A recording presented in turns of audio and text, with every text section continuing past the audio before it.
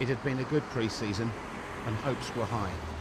But in the early hours of Saturday the 9th of August, Watford's world was turned upside down, with winger Jimmy Davis on loan from Manchester United killed in a road accident. The Coventry match postponed. The club in deep mourning.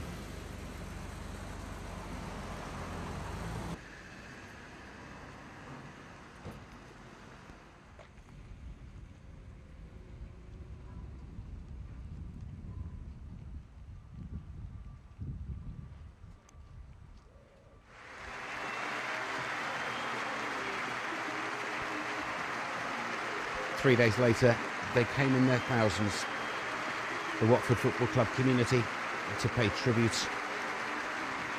And on a difficult night, to try and beat Bournemouth in the Carling Cup as a fitting memorial to the winger who was never able to put on a Watford shirt in a first-team competitive match.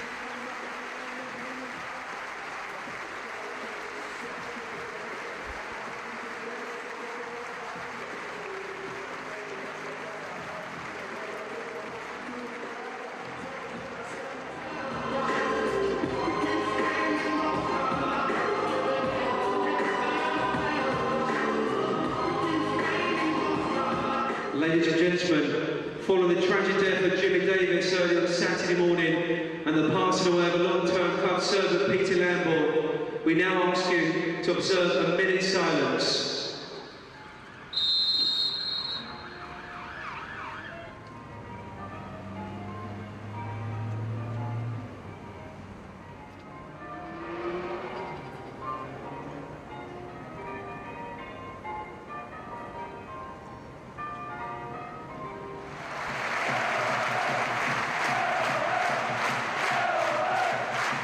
It was to be a winning start to the season, courtesy of Scott Fitzgerald's extra time goal. Watford into round 2 of the Carling Cup. Welcome to the highlights of a season that has plenty of memories and is seen through the eyes of the players. Each one talks about each month of the season, from August to May. No, it was a difficult start to the season. Obviously Jimmy came in pre-season and we spent a lot of time with him. Got to know the lad really, really well, and then we found out on the day of the first game of the season that a tragic being killed in a car crash, which absolutely destroyed all the players and the staff at the football club. When we got to the ground, there was one or two whispers flying about like there does in every occasion when something like this happens. But it was the general manager Terry Burnett who had to came in and told us, and he'd been trying to get hold of their families and to try and tell them what happened, and it was just a big shock. Everybody just sat in the changing room numb really, and it was, as I say, it was a hard thing to take. Yeah, I think not just for Six. I mean, it was just, it's the first time I've ever known anyone younger than me die, and we said goodbye to Jim on the Friday afternoon after training. He wanted to go up and see his parents, which we said was fine. He wasn't playing next day, but he was coming in for treatment at 9:30 and then on to the first team game in the afternoon. And then suddenly we hear that he's not going to be with us no more. So it was really sad. I mean, the dressing room when Terry Byrne told the lads was really bad. I mean, Paul Robinson absolutely just broke down like a baby, and Danny Webber, we'd told Dan before the rest of the team up in the office, and we was all just crying our eyeballs out. We just couldn't believe it. The Tuesday game was really hard. Obviously the club had decided to play it, and the lads wanted to play it as well. We're very emotional. Bournemouth come there and was willing to do everything Watford was doing on the day, and we just tried to pay our respects and try and get on with the game really, which was very difficult to do. Because in the back of all our minds, every player will say it, and the members of staff, it was hard to play football at that time. I got on really well with Jimmy. I had a lot of laughs with him because he used to tell me about coming to watch me play for Aston Villa, because obviously he was a Birmingham lad. Told me when he was a young lad, and I had a few arguments with him about it, laughing and joking really, because he thought I was getting older than I was. But it was really, really, I was really proud to walk out, and it was just a sad thing that had to happen.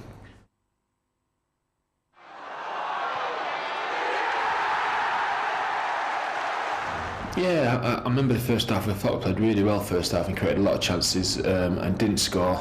And when we got beat, everybody walked off not really disappointed. They looked like, well, never mind, we'll win the next game. And it looked like it was going through the camp that everybody was feeling sorry for themselves, and probably right, we probably was. And we needed a kick up the backside by the manager after the game, and told us that Jimmy would not like us to be like this and to get on with it. But Watford need to settle. This is Butterfield. And Shipley. 1-0 Palace. 12 minutes gone.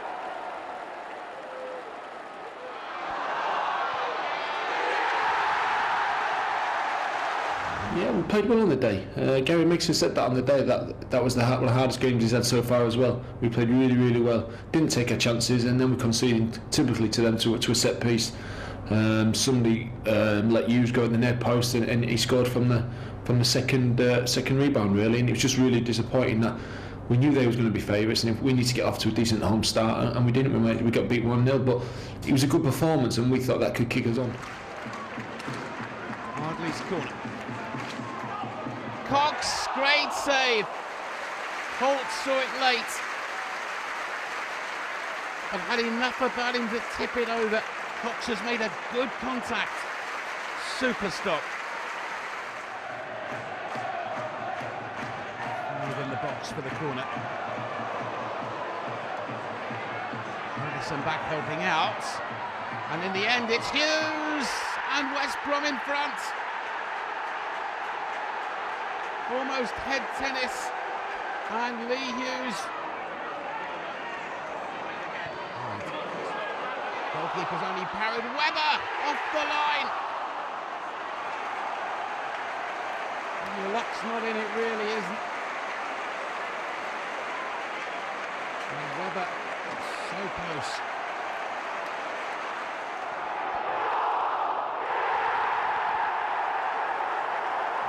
Yeah, I think that's what everybody expected us to go up there and get a result. So did the players really, but I think they was at it more than us, knowing that we'd beat them the year before in the cup, and we never got going on the day. And it wasn't until the last 20 minutes we started to play, and by then it was 2-0 down. It was all over, and we sat down after the game, and a lot of home truths came out from the managers and the playing staff, and was in the changing room a long time, and we were just saying, look, we're going to have to kick on from here and forget about what's happened in the past, and as the season starts from now on. Right. Now Gale, and he's gone down Thirlwell. He's given the penalty. Andy Hall has given the penalty for the challenge by Gale. He looks towards the assistant. Watford not happy, but it's the penalty to Sunderland.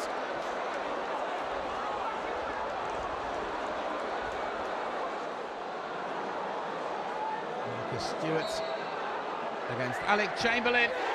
He went the right way, but Sunderland have the lead. Now the quick break. This is McAteer, and suddenly Watford finding themselves stretched. This is Stephen Wright, who's joined the attack. It's 2.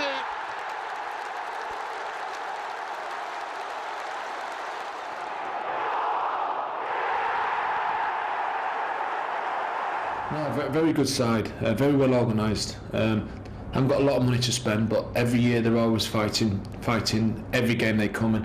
I can't remember us beating them at home at Vicarage Road, and I said we took the lead twice and thought we was going to want to go on and win the game quite easily. We went 2-1 up. They managed to get back to 2-2, and then Neil Hardley gets sent off late on, and I think they have a chance late on as well. And I think Alec Chamberlain makes a good save late on in the game to keep us to get a draw really. And it was another disappointing result after leading the game twice and managing not to take 3 points.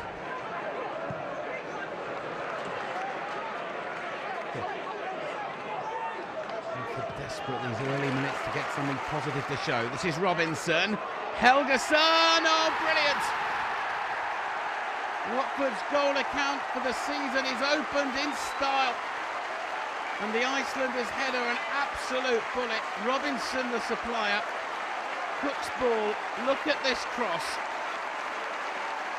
but marvel at that header. 1-0 Watford.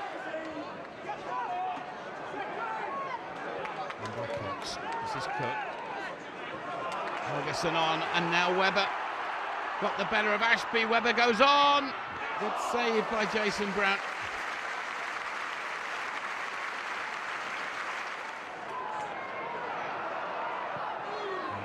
space. Marn and Shaw, and Marn hasn't got Chamberlain's come Shaw. 1-1. And Shaw's record against Watford continues.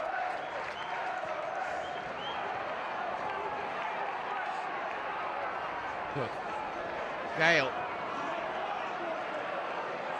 Hardly. Now Cook again. And this time Webber opens his goal tally for the season. And Watford back in front. Just 2 minutes after they conceded. And Lee Cook supplies. And Danny Webber finishes.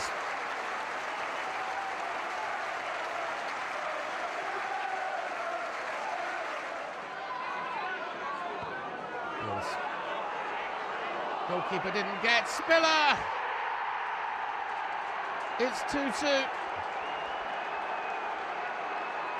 Gillingham level again.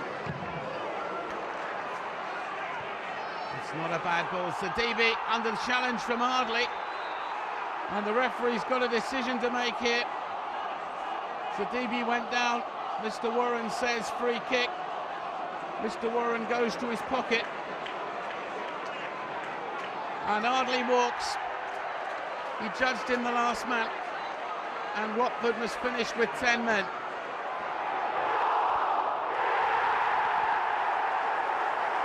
The Millwall game was obviously on telly and a much needed victory really, but aided and abetted really by Kevin Muscat sending off, has to be said, and second half, once they were down to 10 men, there only looked like to be one winner. So it's a bit of a relief around everywhere, I think, around Watford, certainly in the dressing room, that we'd finally got that victory. I mean, they're always a tough side to play against, as their season shows, but on the day things went our way. Obviously the sending off was a massive help to us, and we went on to a comfortable victory in the end.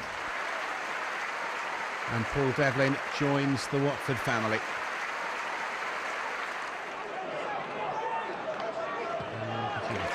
Marr.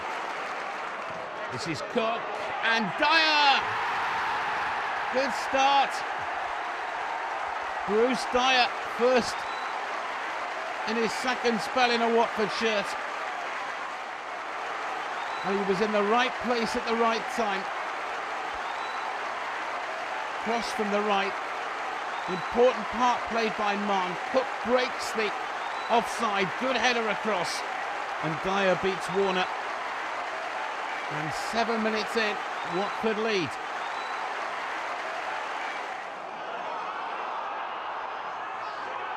And across, and Eiffel has levelled it for Millwall.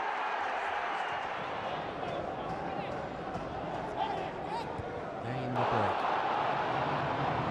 Webber, he went down, and the referee has pointed to the penalty spot, and he sent Muscat off. He has sent Muscat off. The challenge on Webber, the Australian is not happy. But Mr. Knight has sent him off. He's given Watford the penalty. And Millwall, on the stroke of half-time, are down to 10. Cox. 2-1 Watford. How crucial might the timing of that goal be? Harry Knight had no doubt that Muscat had to go, and I think now you may see why. There was Webber, there, the stamp with Muscat's right foot, and the referee saw that, and no question, that is a red card. Warner goes the wrong way. And Watford lead by 2-1 as the referee blows for half-time.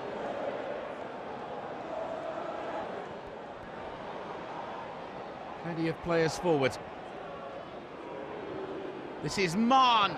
Good save by Tony Warner. Marn hit it well. So desperate for a good season and an injury-free season, Gavin Marn. Tested Warner from Neil Cox's cross.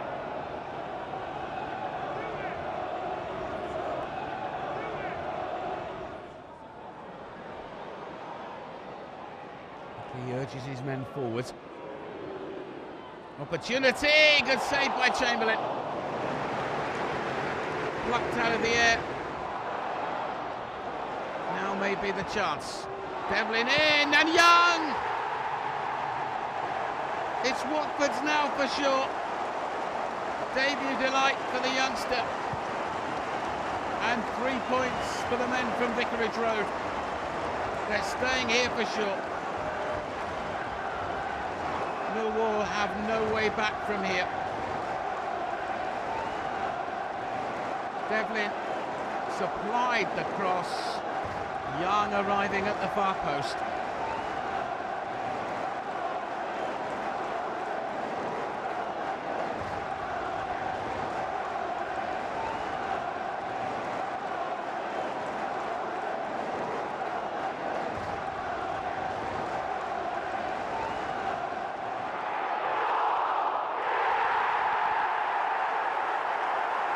I can remember Ian Taylor had a fantastic volley which flew in past me, and the sending off really, and they were the main talking points, I suppose. Ashley Young's goal, was nice for him, his first league goal, and got us back into the game really, and it was just a real shame that at 2-2 and walking away with 10 men for half the game, it would have been a big plus really, but unfortunately they got a late winner which took the edge off everything really.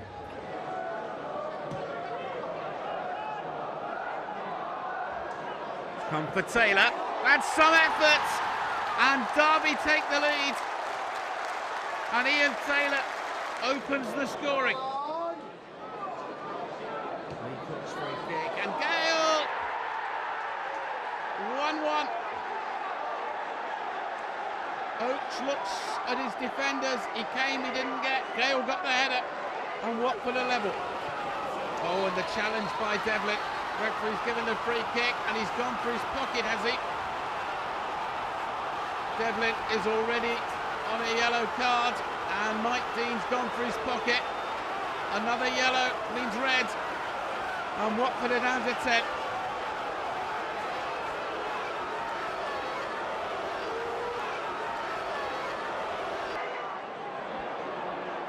And the pressure builds. Gale and Svensson. Derby back in front.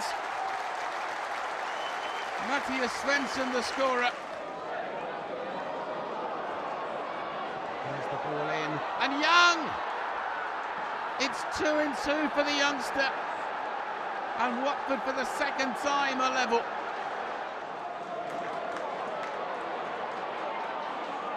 These final minutes will be very long minutes, and this time it's in by Junior.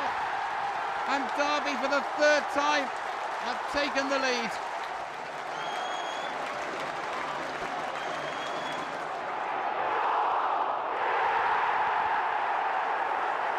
I mean, at the time Jeff Horsfield was still there, and Ellington was there, and I think now Jason Roberts has gone there as well, so they're quite potent up front. But on the day, it was probably not a particularly great performance from them. I think they'd say that themselves. But we're not at the races at all. We were poor. We stood off them, let them play, and it was one of those games where you can look back and say, we were never really in the game. Although it was only 1-0, it was a comfortable 1-0 for them, we felt. Good run, and still going Ellington. Testing Chamberlain. That's a good save by the Watford goalkeeper. Very lively. Ellington with Horsfield up front. Bullard's corner. And McCullough! 1-0 to Wigan Athletic. 10 minutes gone.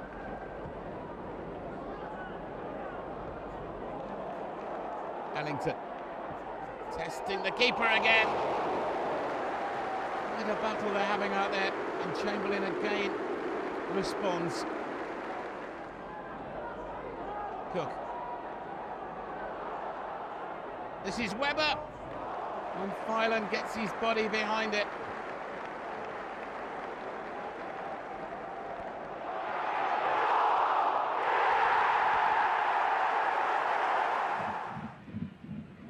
Won by Doherty. This is Wiltshire.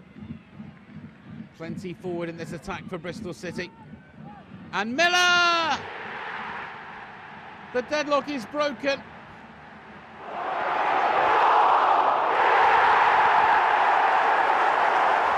Yeah, they'd started badly this season. I think they were under a little bit of pressure as well, to be fair. But and we'd gone about it right the first half. We closed them down, and everything was going quite nicely. But you know, I think we got our noses in front. But in the end, second half, I think they changed their shape and dominated the second half. Really, Jim Magilton was really on top form, and unfortunately we weren't able to close him down enough and stop him playing, and effectively he scored a goal and set one up, I believe. So that was disappointing, having had such a good first half against them. Ardley's corner. And in fact, it was headed across his own area by Magilton. Marn. Dash was forward as well, and now another opportunity. Here's Devlin. And Devlin deflected by Bart Williams and just wide. And it was Devlin's ball drilled in, and look at Bart Williams. It was anatomy did he use? Look. Marn. Fitzgerald. Webber. Clearance away by Magilton, but only back in for Fitzgerald and Webber. Good defending by Richard Naylor.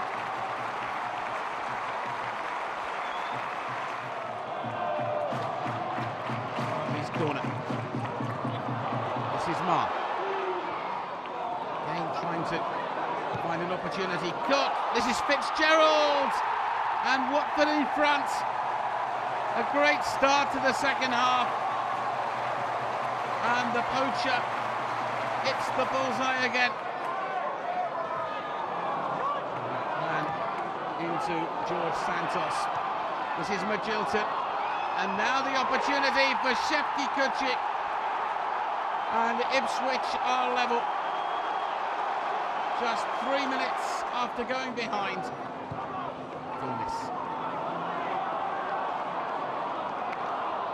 Play. Magilton, brilliantly done. Super lob, and Ipswich in front.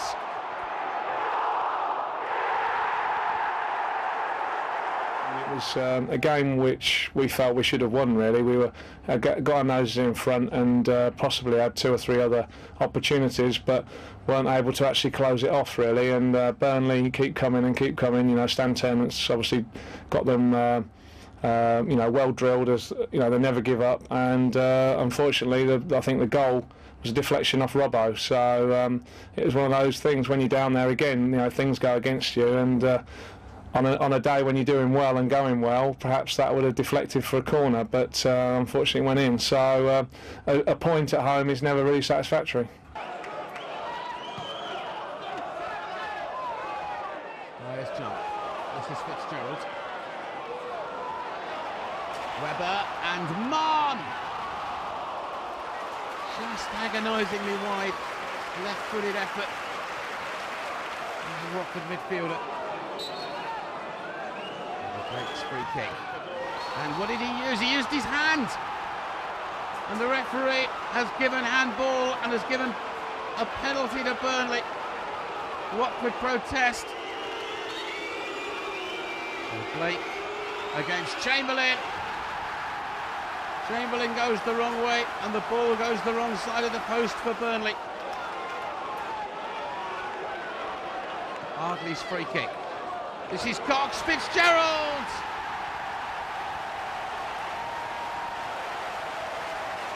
And again in the right place at the right time. He's having some start to his first full season in professional football.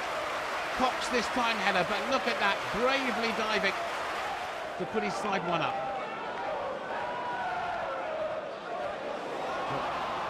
Back in by Chadwick. Robinson deflected. It's 1-1.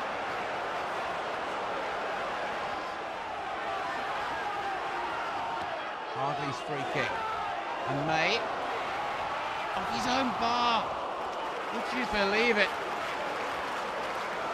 Wilson wasn't confident. And that's a lucky escape for Burnley.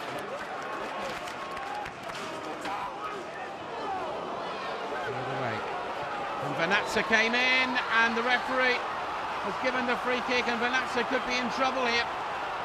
He's thrown cards around all night as Andy Hall for no apparent reason, and Vanatza gets a second yellow. And he has to go, and Watford are down to 10. Play on, says the referee. That's not clear. Now Chadwick off the post with Chamberlain beaten, and Mann completes the clearance.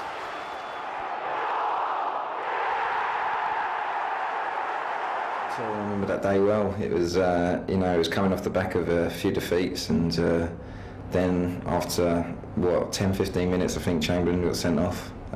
We just thought, here we go again, really.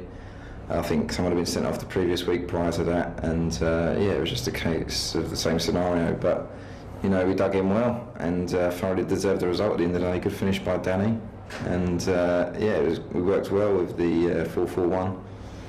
And it's not my usual left side position, but I don't think everyone was working for everyone that day, and it was a good game. Into his throat.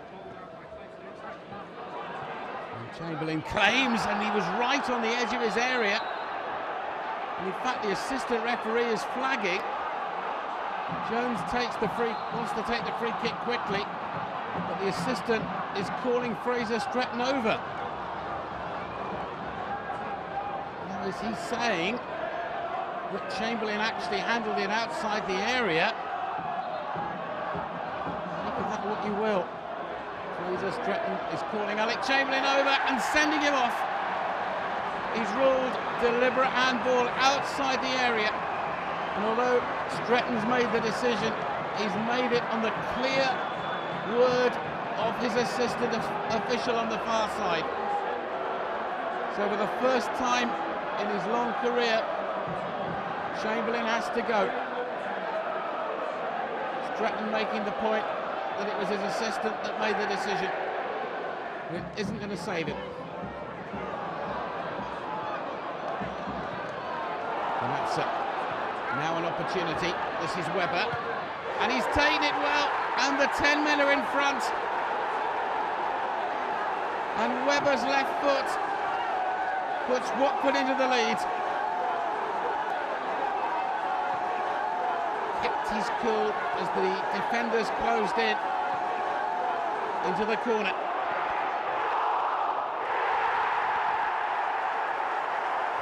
Yeah, I mean, it was, as you say, we had a lot of possession, but didn't create too many chances, unfortunately. There wasn't really a lot of crosses coming in, a lot of through balls and what have you. But we got the point, which we needed on the back of the Crew results. So just a case of going on from there, really.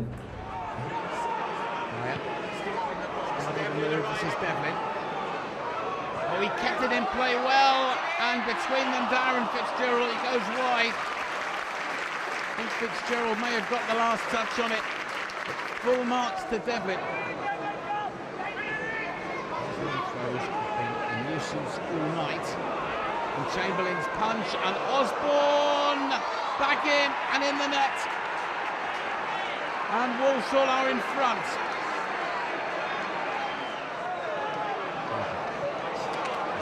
Now may be an opportunity. This is Devlin. That's teasing and testing, and Baird's put it through his own net. And Watford level on the hour. It was Devlin's teasing cross. Walker came. The decoy was Webber, and Baird into his own net. Target. Just wide of the target. the forces with Watford, but they need that second goal. Webber. Empty forward in this attack. There's the ball in. Walker's punch. Now Young to try his luck.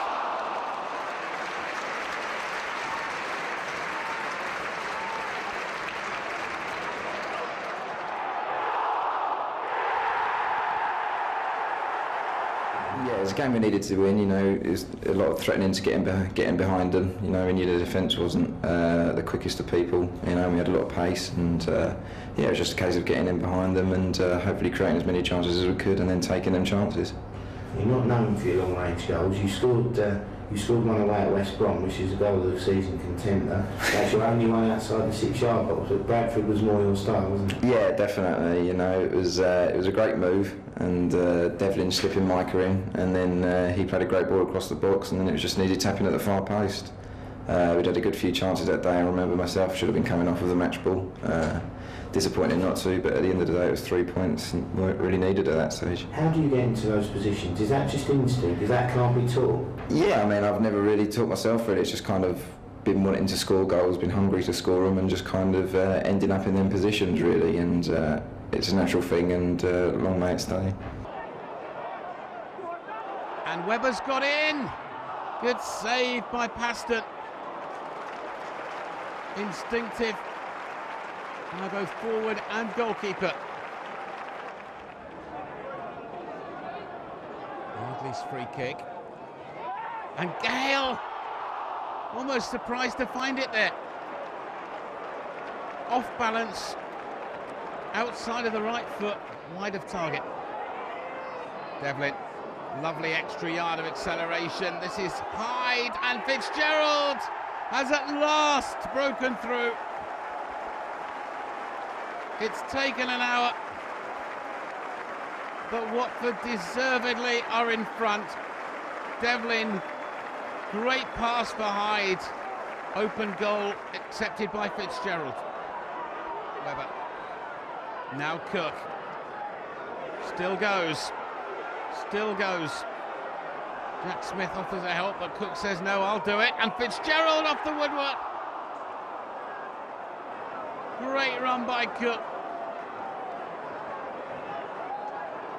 The woodwork denies Fitzgerald a second.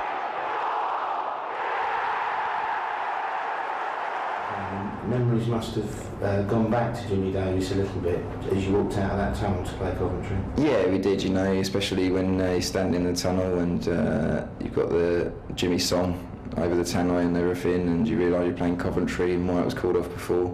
You know, and emotions were flowing that day as well, but at the same time it was a good bit into the season as well, so we kind of knew what was at stake, and it was just a question of grinding out another performance really. Another way across, and Cox, I think he got the faintest of touches on it. It was Dyche who got the ball across. And did Cox touch it? Yes, he did.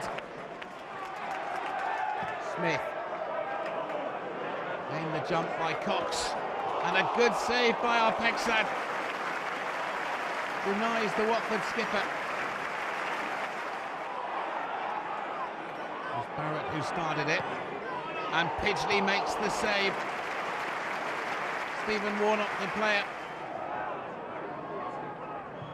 Coventry having a good spell, and Pidgley again from Konjic.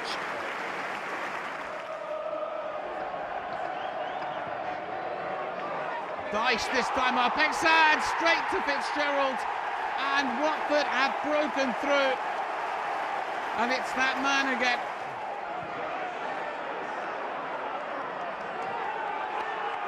Warnock. Staunton, brilliantly done. It's broken Watford's hearts.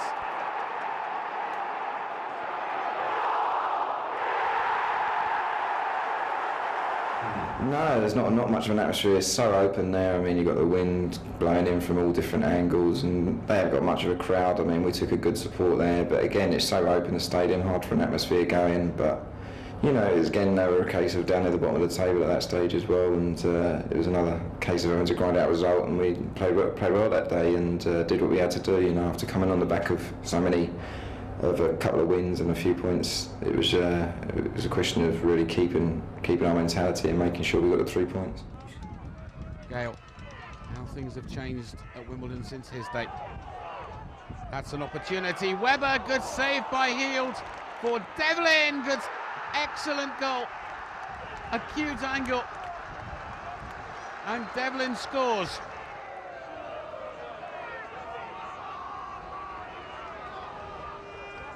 Forward in this attack. This is Devlin, the goal scorer, and Webber returns the compliment, Devlin, and Webber doubles the lead. It was Webber's effort converted by Devlin first time round. This time it's Devlin for Webber. Small's free kick. And Liggett-Woods. Wimbledon get one back.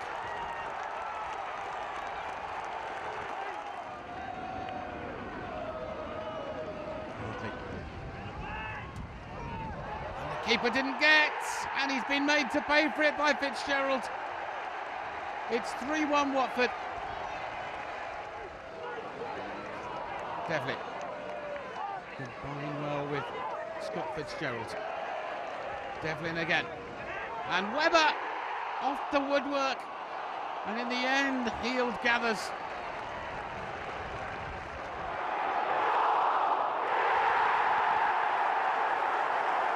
It was strange. We went in, as you say, we went into the game full of confidence and full of optimism that we were going to get at least a point away from home. And yeah, it was a shame that day to come off 3-0 losers, and we didn't play well at all really, and didn't really get amongst them, didn't really put our weight about, and got really on the end of the wrong result. Willie Lawrence has had some great battles with Watford teams over the years, and Earnshaw accepts the gift and puts them in front. And the corner causing all sorts of problems. Vidmar. Kavanagh this time, it's 3. I'm as much team focused as I am personally. You know, I like to do as well for myself as I do. I know what goals mean, and if I can score a couple in one game, then it's all the better for me. But again, it's all the better for the team as well. So, but as you say, looking in October when games were Saturday, Tuesday, and goals were going in left, right, and centre, it was a great time. But then again, so was the whole season. Then.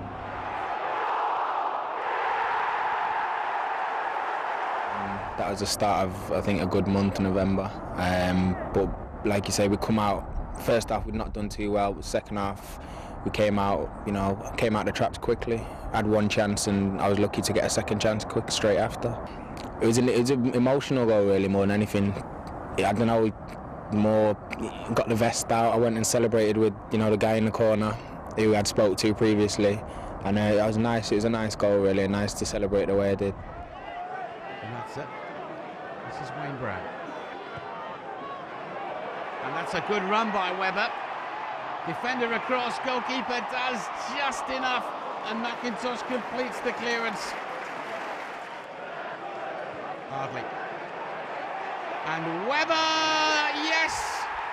This time he got it absolutely right. And Watford lead by a goal to nothing. Ardley's ball, Webber in the channel, spot on. And the right side of the defender. And the right side of the post for Watford fans. Ardley. Robert. This is Stephen Kelly. Ardley again. Fitzgerald.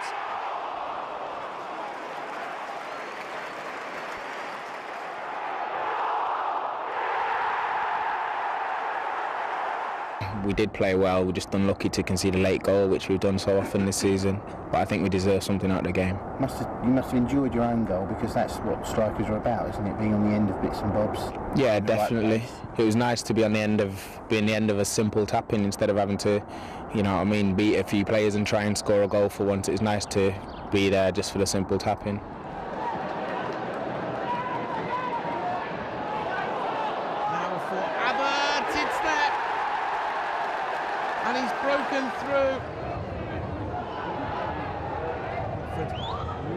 out with their sleeves rolled up. Now the opportunity, here's Webber, they've levelled it. Danny Webber squares it. And they've still got to keep their concentration. Healy! A last gasp winner for Preston North End. A little bit of extra edge to your game that day? I think it was no more than any other day. I really wanted, like every game, I want to win every game, but I think we played well as a team there, considering they're a good footballing side. I think we played well as a team, and I think we deserve more than a draw out the game, to be honest. Leeds free kick. Larson, he's still on the run for Bob, and he's put it all the way into the net. Forrest ahead. Eugen Bob, the scorer.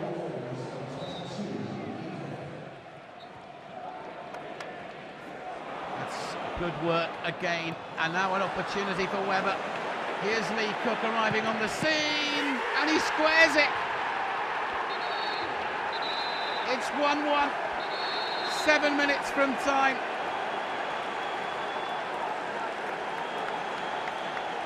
And on the banks of the Trent, it's the Watford fans who are celebrating. Cook took the responsibility, and how. 1-1.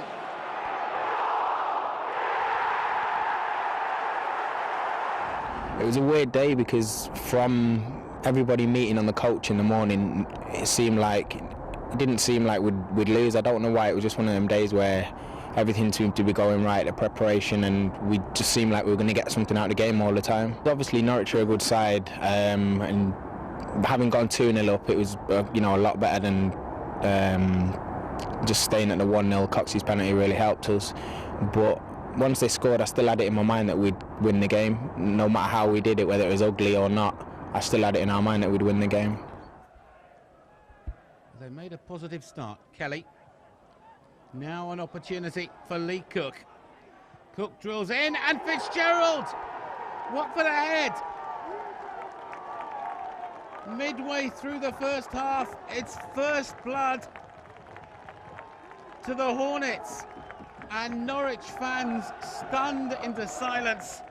Cook drills it across, and Fitzgerald scores. Kane trying to work an opening. Huckabee went down under the challenge. The referee says no penalty. Norwich furious. The challenge was by Wayne Brown. And Steve Bennett, wearing his FIFA badge, having to show all his experience, and he's going to get a yellow card, I think, from the referee. Worthington not happy. Lewington pensive, but his team still lead 1-0. Again, good work by Cook, and here's Fitzgerald. He goes down. That is a penalty. Steve Bennett gives the penalty. Green, the culprit. Yellow card is shown, and 10 minutes from time, Watford have the chance to go 2 up. Look at this challenge. Fitzgerald minus his legs. Green, yellow card, and it'll be Neil Cox. Green goes the right way, but it's a good spot kick, and Watford 2 up against an unbeaten team at home this season. But still they come forward. Here's Huckabee. Plenty forward. The keeper hasn't got. Jarvis has. And Norwich think there's still chances. With 2 minutes to play, they're back in it at 2-1.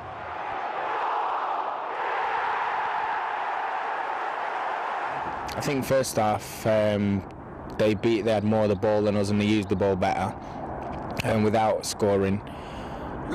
Second half, I think we should have scored. I had a header cleared off the line by somebody's hand, but I think in general, I think second half we outplayed them and showed that when we do put our mind to it, we can beat anybody in the division. 20 forward. Cox didn't get. This is Devlin. Good save by James.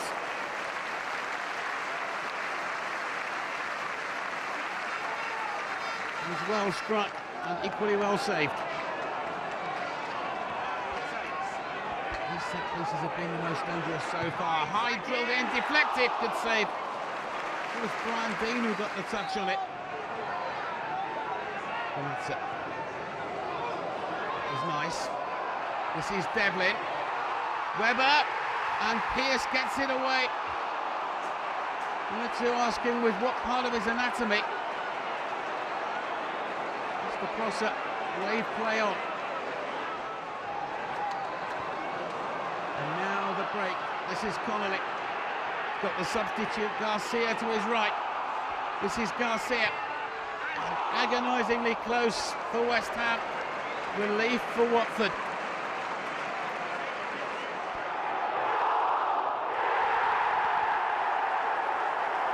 Straight after the West Ham game, I'd got the flu on the Sunday and I'd not trained all week.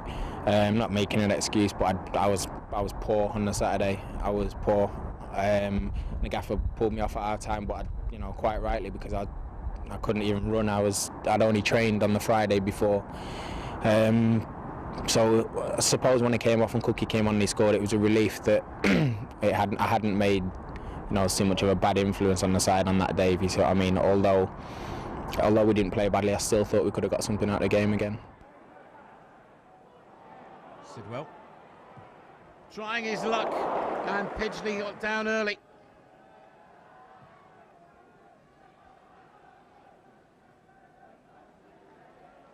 It's an interesting battle, this. And now Forster and Cox, the defender, gets there first, but he's put it past his own keeper.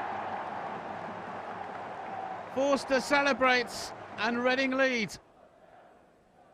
Hyde. Now Devlin. Cookie's far post, if he can find him, he can!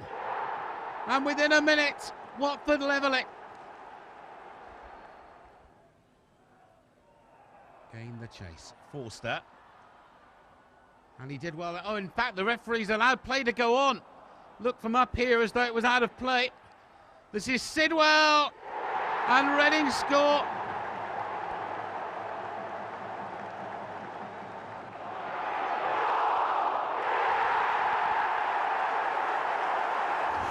Yeah, it was a game that we played particularly well in, and I think deserved to win it. But unfortunately, they nicked a goal right at the death. I think virtually the last header of the match. Nice goal for Scott Fitzgerald. Good build up, and that's what it's all about, isn't it? In terms of crosses into the box. Yeah, Scott's done fantastic this season with his goals. Obviously, in a struggling side, I think he's got 11 or 12, whatever so far, and. He's a goal scorer, and he manages to get his head on things, and it was nice to see him get one against Forest.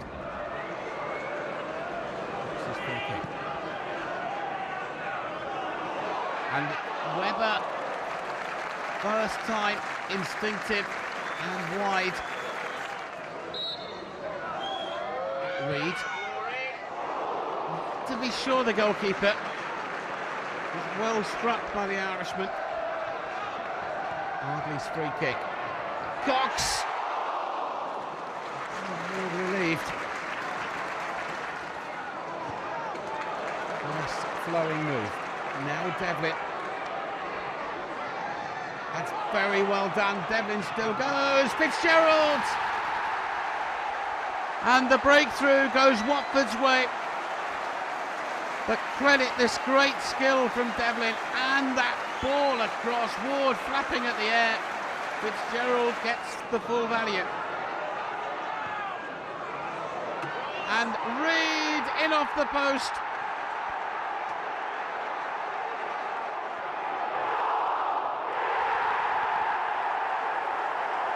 It's always nice to go back to your old clubs, and obviously Sheffield United the last couple of years have done fantastic. They've been there or thereabouts, so to go there live on Sky, and I felt we played reasonably well was good. No, I think if you'd have asked us beforehand, we'd have settled for a point away at Sheffield United, but obviously with the circumstances, like I say, the sending off and that, it was even better to get a point. But saying that, we felt we could have hung on and maybe won the game. Tong's corner. The heavies have come forward. And Jagielka puts Sheffield United into the lead. Tong's corner. There it was, and United on the attack again, and did Pidgley come outside his area? He could be in trouble here. Referee wants words. The assistant has flagged. He's gone to his pocket and he's off. Pidgley sent off, and this is why. Outside the area.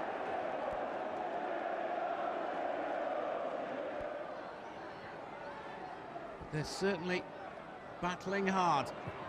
And Smith has equalised. Right foot, and Watford a man down, back on level terms. Fetis looks in dismay,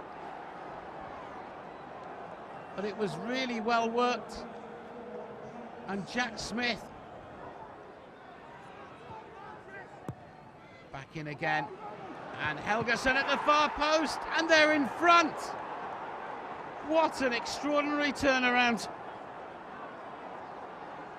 Well, we were saying there wasn't much in the first half, but it's been incident-packed in the second. Ardley right the way across, and Helgason at the far post. Out jumped the defender. Sheffield United continue to fight and win a penalty for handball against Jack Smith. Well, it's a soft one, but it's a chance for Jack Lester. 2-2.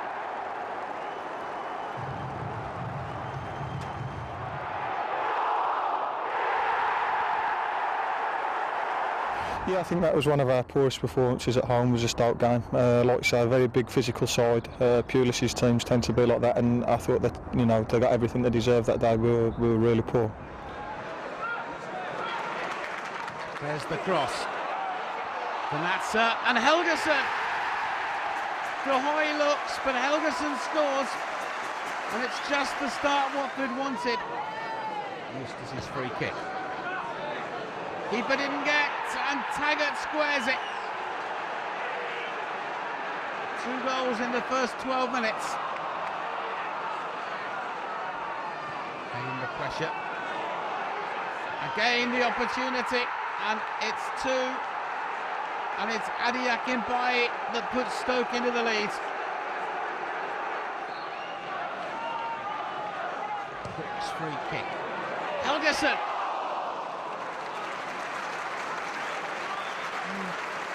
Not far away, but didn't get a full connection. Akinbaye's on his way again. Cox going back. Pidgley waits. He's still gone on and beaten Pidgley at his near post. And it's game, set and match surely now for Stoke. Right. This is Devlin. Still going. Dyer!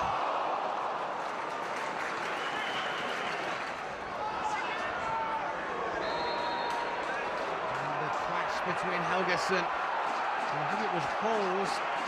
And the substitute referee's got some work to do here. Several others needlessly joining in the fray. Assistant referee in as well. And it's John Halls. Helgason is yellow carded, and John Halls is red carded by Dean Whitestone. And Stoke are down to 10 men.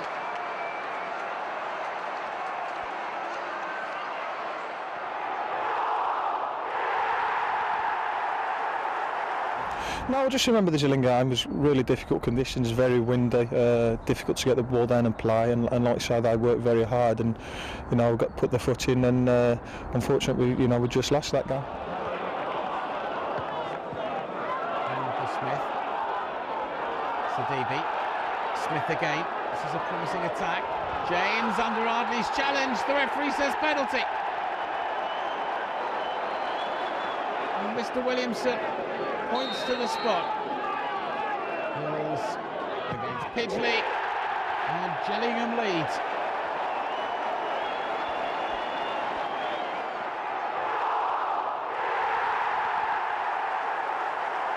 Yeah, it was. We knew that our form at Vicarage Road was going to be important this season, and obviously, you know, Cardiff were going quite well then. You go 1-0 down, and then it's a test of character, but to come back and win 2-1 against a team that's got a lot of good players in was very satisfying. Hyde. This is Cook. That's nice. This is Helgason. Oh, he's missed it. Lovely approach play. Kavanagh's free kick. And Thorne. Cardiff lead.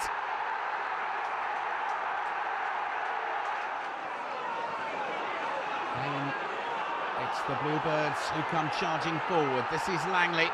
Jack Smith beating a retreat. And Chamberlain to the rescue.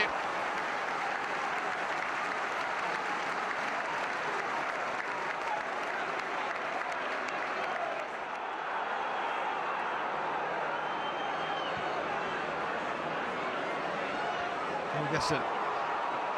Fitzgerald trying to nip in. Vidmar trying to clear, and it's come for Fitzgerald to square it. Cardiff commit Harry Carey in central defence. Now Devlin. And Hyde. This is Devlin again, and a very good save by Margetson. And finally the corner conceded by a relieved Spencer Pryor.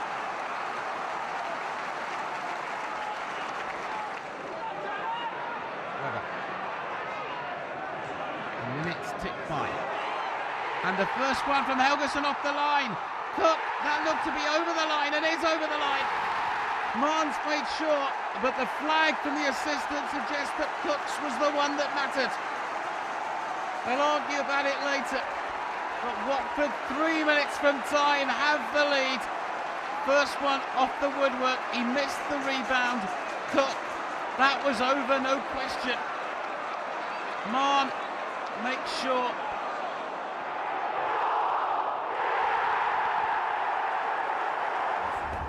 Yeah, I thought it was a great performance. We knew it was going to be a difficult game going into the fixture. Everyone was buzzing when the result was sort of pulled out, and just one of them things. I think we set our stall out early on, worked on it in the week in training how we were going to play the game, and I think the boss's tactics works down to a T.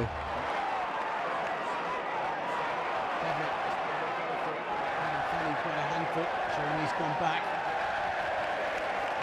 Promised to have a go, and they are. Ardley, this is Helgason, and the referee has given the goal.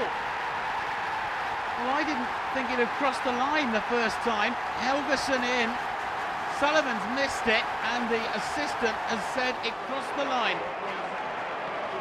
Gronkia. Lovely skills. This is Johnson. Johnson looking to retaliate. Pidgley making a very good save. Ardley. Good advantage played by the referee. Sullivan hasn't got.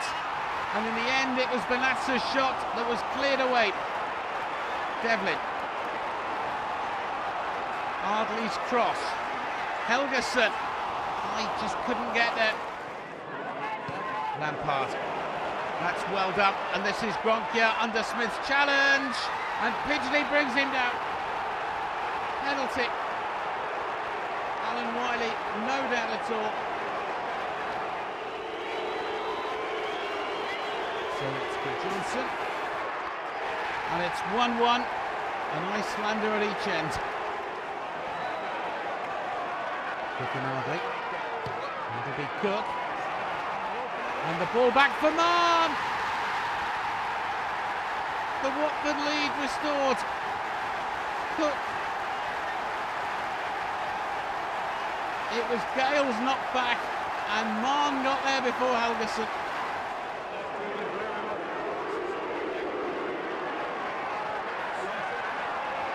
And Lampard, through a crowd of players, makes it 2-2. Lovely. Lovely dummy. This is Mark. And he goes down under Gallas's challenge.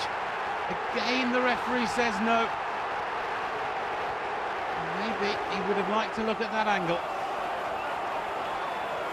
Ardley's corner. And Webber, good save by Sullivan.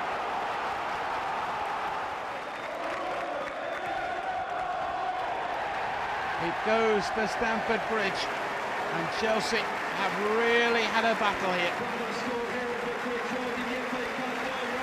Well, I've had 1 or 2 half chances in previous games, and I've been making the box quite a bit. And to score your first goal on Sky Telly against Chelsea at home, you can't ask for no better than that. I don't think I'm not one for celebrating. The lads sometimes take the mickey out of me for not celebrating, but that's just me.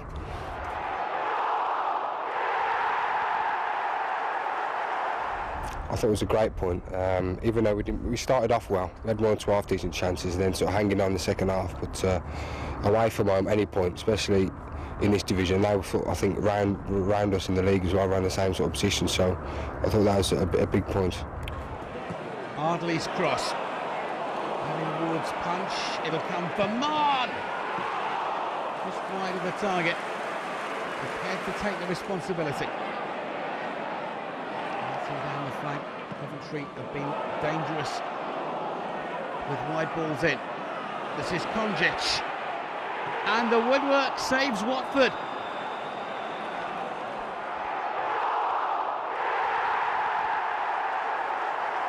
First 5 odd minutes, I thought we could hold these here, but even though they'd sort of had 1 or 2 half chances, defensively we weren't too bad. Then we give a bad goal away. I think Ards has gone to clear it, and he's got a deflection or whatever, and that set the tone for the whole game. But it was a great day for the club, great to earn some money, great support, and I thought everyone from that game, you'd think they would start pushing on the league and start pushing up the table.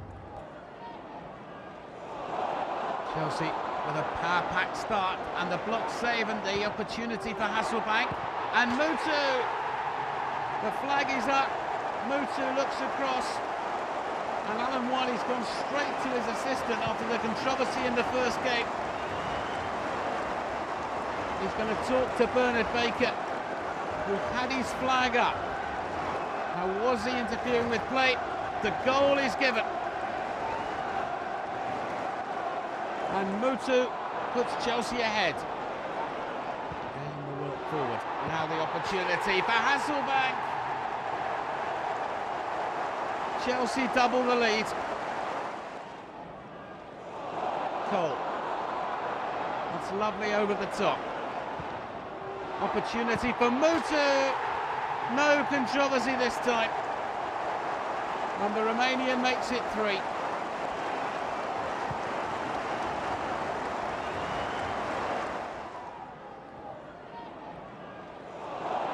Watford at least can go home knowing that they've competed. They've competed well, but this is good. Johnson, the arrogance makes it 4.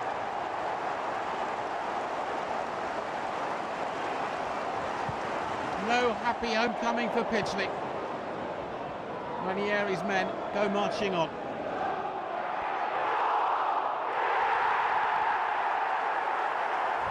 I mean, we actually said at half-time about the, even though I think we were 3-1 down, or over 3-0 down, we still thought we could get some out of the game because the way it had gone, we'd created so many chances. I think, one from a free kick. Cox had a header, I think, that just went wide. So even though we were sort of trailing with 10 men, we still thought we can get some in. It's just one of them days where you get sort of 3 or 4 individual errors, and every time they cost you. Great. Neil came across, so did it Ardley, and they both missed it. Ball back in by Watson. And the opportunity is taken by Andy Johnson, and Palace take the lead.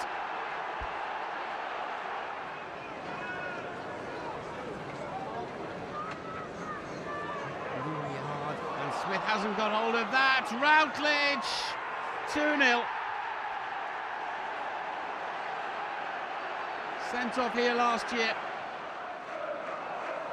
Ardley's free kick. Marn! Oh, he's put it wide. Must look to the flag in the hope it would spare his blush. Okay. Oh, and Johnson got there first. Johnson, Cox across. and he goes down, and that's a penalty, says the referee. And Cox knows that he is off. He was the last man. Pidgley's furious with Mr. Webb. I think the challenge may have been outside the area, but Cox was the last man. So Johnson. It's 3.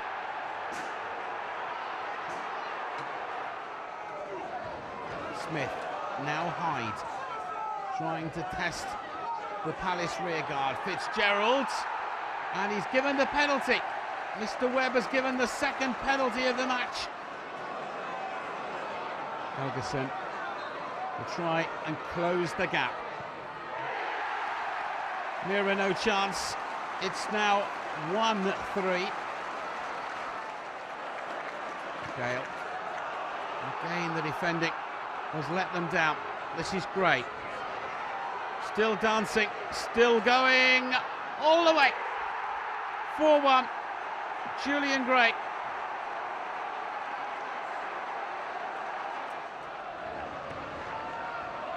The Watford fans want, those to the left, is the final whistle, and here's Friedman, and Pidgley does the golfing equivalent of an air shot, and the Scotsman makes it 5.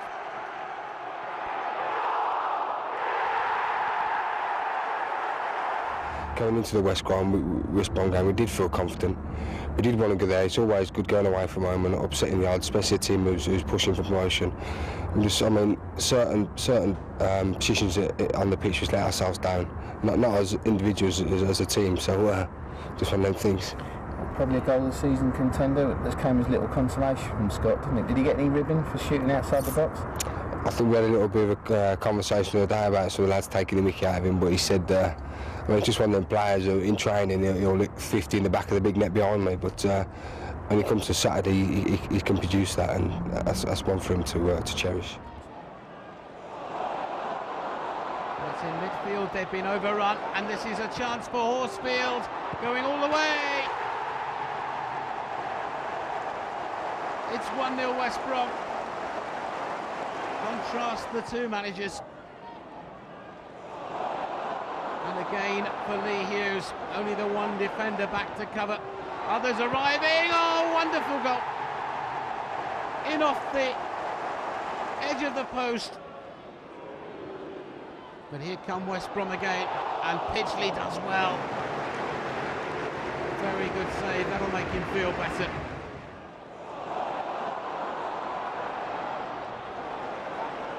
Again, an opportunity for Horsfield. It's 3.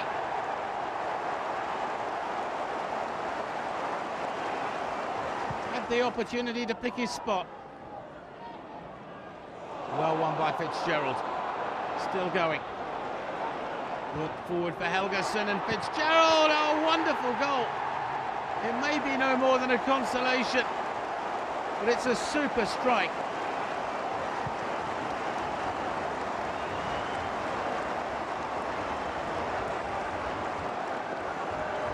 Worth another look. He won the ball, kept on going,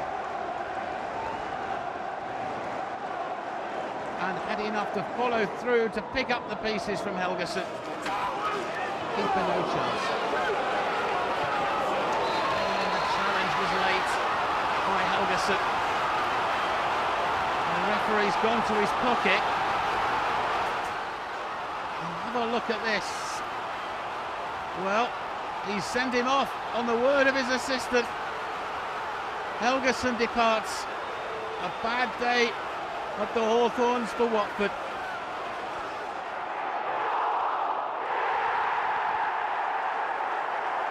The West Brom game, it came a bit soon after we'd got back from Portugal, and obviously with them flying high at the top, it was always a tough game, and we really let ourselves down. And we came back, we sat down and we watched the video, and we had a chat about what we'd spoke about in Portugal and the good that had come out of that, and we then looked forward to the Sunderland game, and you know, I think the performance levels were a lot higher. Referee says play on. And Fitzgerald does well. Here's Marr, a great start. The smile says it all. But credit Fitzgerald's industry, kept going, plays the ball in, and Mann helps himself. 1-0. Hardly on the charge. Again, plenty forward here. That's not a bad ball back in either, and Helgeson, good save. Boom did well. And all Watford have is a corner. Devlin. Again, forward, Hyde. And the effort just agonisingly close from Neil Ardley. Boom did well once more. Now the chase, and Helgeson is onside. Babb, the defender, down he goes. The referee says penalty. Babb looks on, he thinks it was outside the box, the contact, but Lee Probert gives Watford the penalty. Cox doubles the lead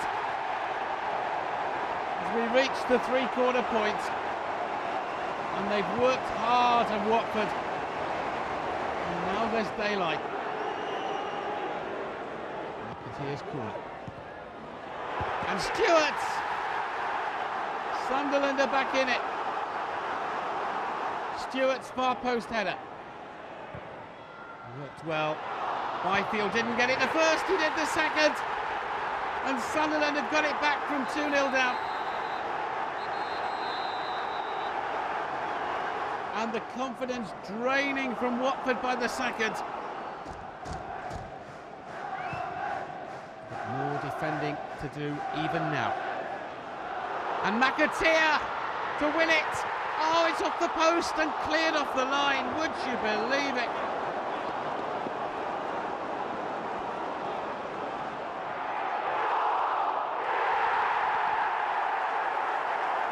It was hard because the players were, they could remember the week before against Sunderland.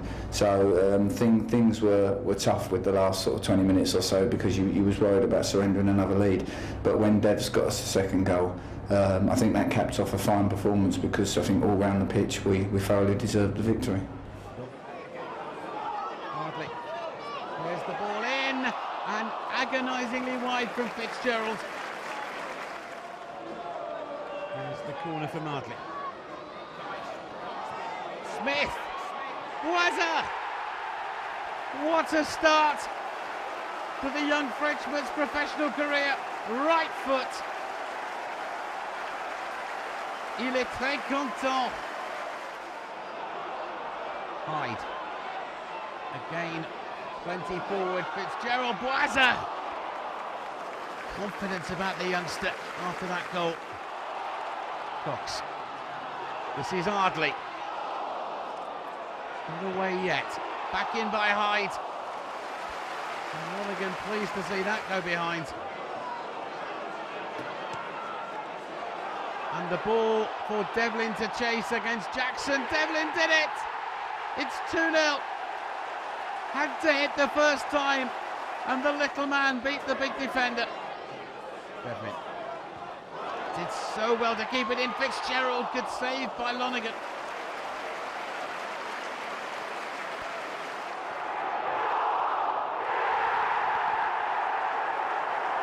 I've certainly, wherever I've been with who at Walsall, I've always struggled. And like you say, it's an unfancied club. Not a lot of people like to go to that ground, and with the tight pitch. And it's a similar situation to Rotherham similar. And to go out there for the first half an hour and play the football we played was outstanding. I thought we played them off the park and thoroughly deserved to be in the lead. Devlin, and this is Ardley. Still goes. Cook. And again, did well with his right. Oh, it's gone in! It wasn't hit powerfully, but it was hit in the right spot.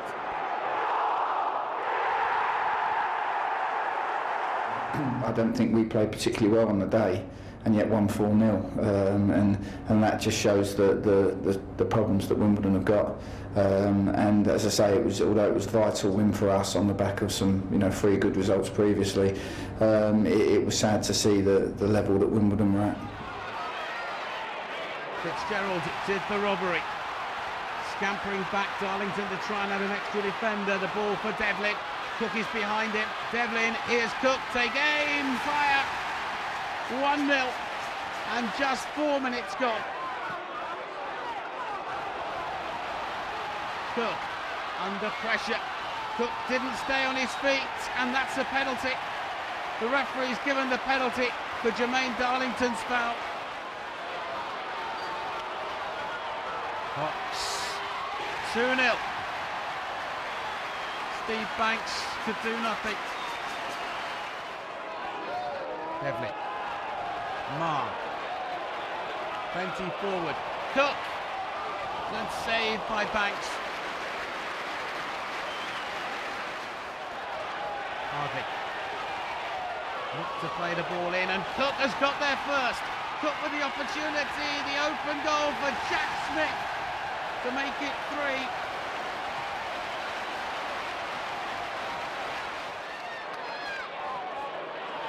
Devlin again, it's been ubiquitous in this match. And there's another good cross, and Ardley against his old club.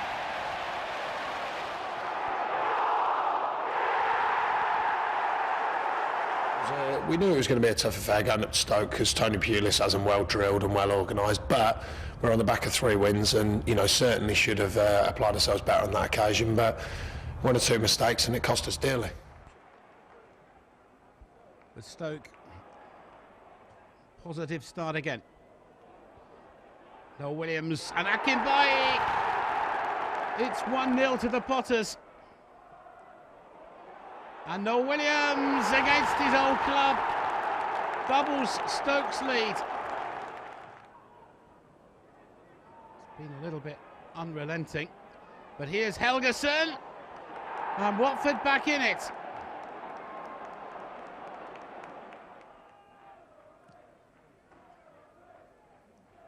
The positive direct approach, it's Akinbaye again. 3-1.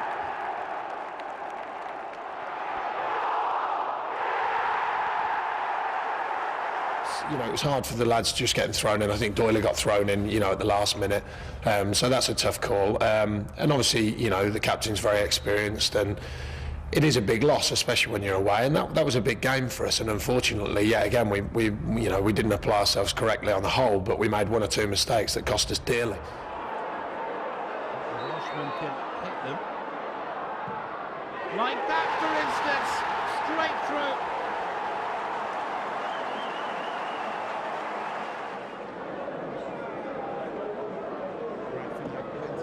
This is Windass! 2-0.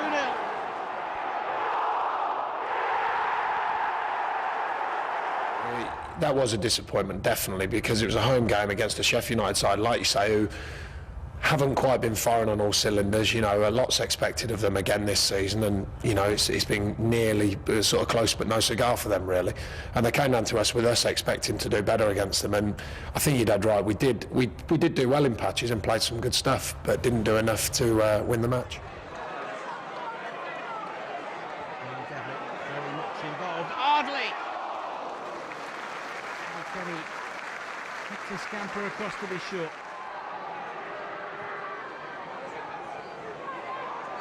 He stayed on his line, the keeper, and Leicester helps himself as it bounces around. Sheffield United ahead. Mark. Good. Mayo went outside and the ball in. Helgeson, and it was Page who got the header under his own bar. They've got players forward again. The opportunity, and it's 2, and it's great. And he's made quite short. Mayo.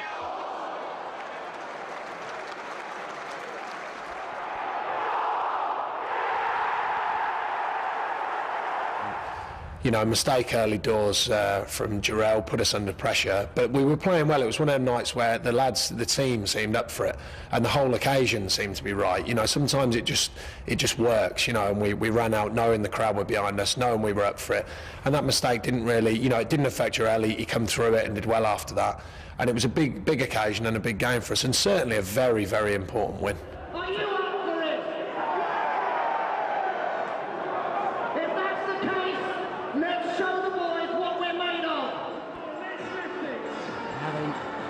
spoken his words.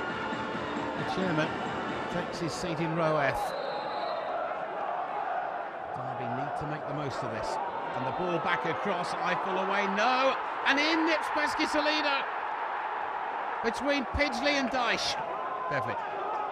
Cook. That's a teasing, testing one. Helgeson, good save. Lee Grant did well. Devlin, great skills. Close control. Cook, off the woodwork and in by Helgeson. And Watford have levelled it. They're so pumped up, so determined. Helgeson, that's nice. Mann with the chance. 2-1 Watford. And they've come from behind. Helgeson's knocked down. Mann made the midfield darting run. No chance Grant. Gain the ball. Opportunity for Taylor. There's the cross. Osman, good save by Pidgley.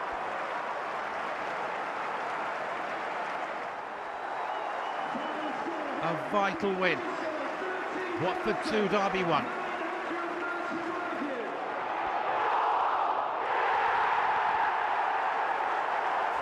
The fact is, with a keeper, you are on that knife edge. You can play brilliant all game, drop one in the corner, and everyone remembers that. They don't really remember the saves that you made all game. And he done well to keep out Chambo. You know, he's a fantastic servant to this club and a very good keeper. So he's done well to keep him out the side. So no, on that particular occasion, he knew that he'd done something wrong, and you know, I think he found it hard after that to get back to grips with the game. For Pidgley. Oh dear, Bodic! Nightmare for the goalkeeper. Again, they're stretched by the wave after wave of blue shirt. Here's Bodic again. It's 2-0. Baird. Target might be Helgeson, and it is agonisingly close. Now the cross. Helgeson again. Fitzgerald. 2-1. Davis away. The long testing ball. And the goalkeeper and centre half, Eiffel, are again torn asunder. Now the chance for Ipswich to come forward again. And right, it's 4. Watford's nightmare is complete.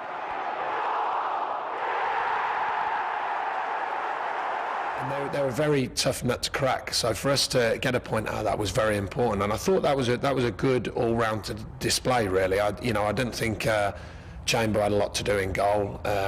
We didn't create massive amounts of chances, but we did enough to probably nick something more than a point. But a point gain, certainly, that was for sure, and a very important game. The large corner. And in by Roberts. Watford didn't pick him up. Helgeson. This is Hyde. Helgeson's through and scores. Hyde knocked up, Fitzgerald waited. Helgeson was brave. Phelan came and didn't get.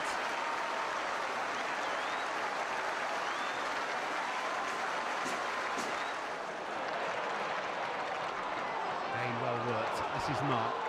Plenty forward in this attack. Here's Hyde. Still looking for his first goal of the season. That was close, but not quite close enough. Again, Wigan forward menacingly and dangerously. Chamberlain does well. And the follow-up, again, the big goalkeeper.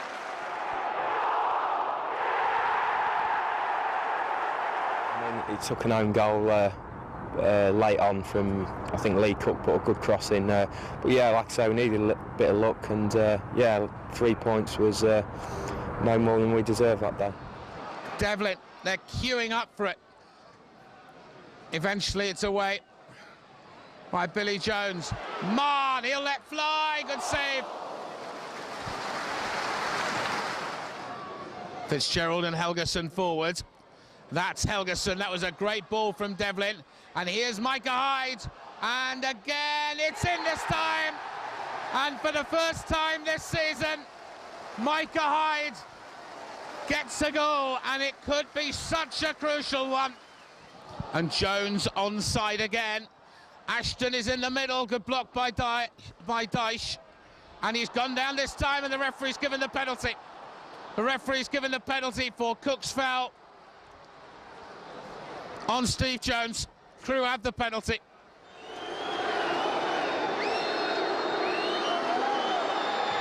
And 1-1 is the score. Chamberlain went the right way. It's opened up for him. He might go all the way himself. Mann in the end wide. Cook can redeem himself here. And in the end it's gone in. Lee Cook it is.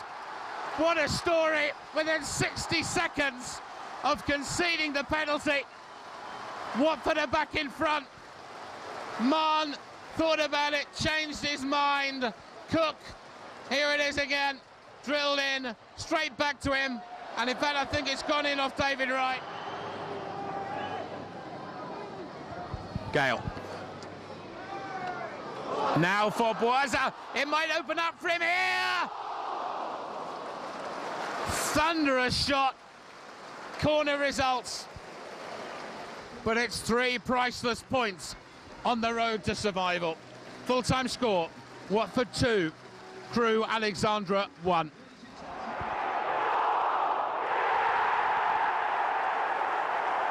Yeah, it was a great win at Burnley. I mean, if anything other than a win that day would have been daylight robbery, really. We made hard work of it in the end, but yeah, it was a great win. Scored some good goals. Burnley, to be fair, could have nicked one in the last minute, but 3 points again, we deserved them thoroughly, I thought.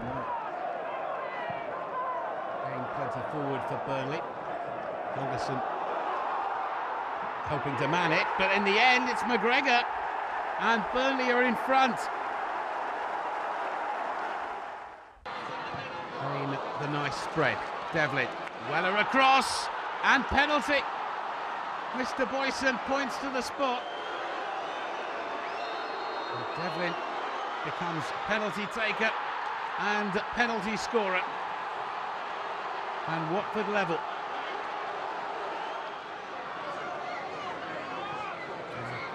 Quick on the break, to say the least. This is Helgeson. Kept his footing well. Still goes on. Oh, that's brilliantly done. Kept his head, hit the target, and Watford are in front. There was rained in this fixture last year. This is Cook. It's 3-1. Another real fine finish. And with 7 minutes to play, Watford 2 goals to the good. Now for Blake. And back in, and it's gone in by Adebola. And maybe it isn't over.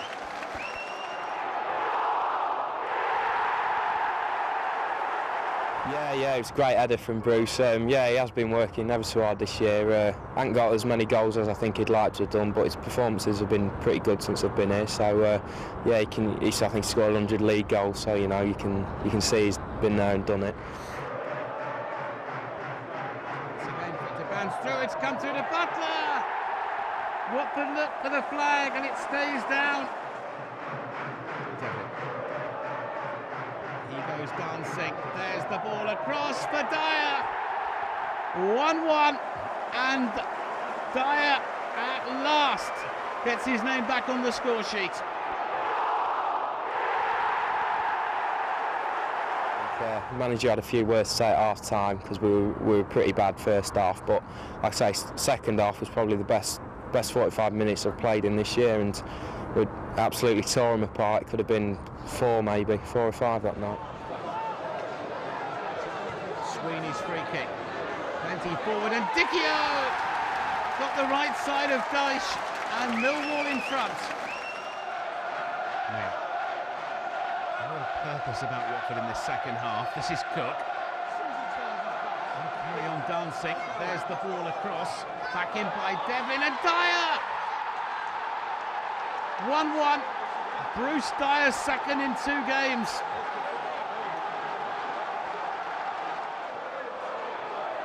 Cook has been inspirational.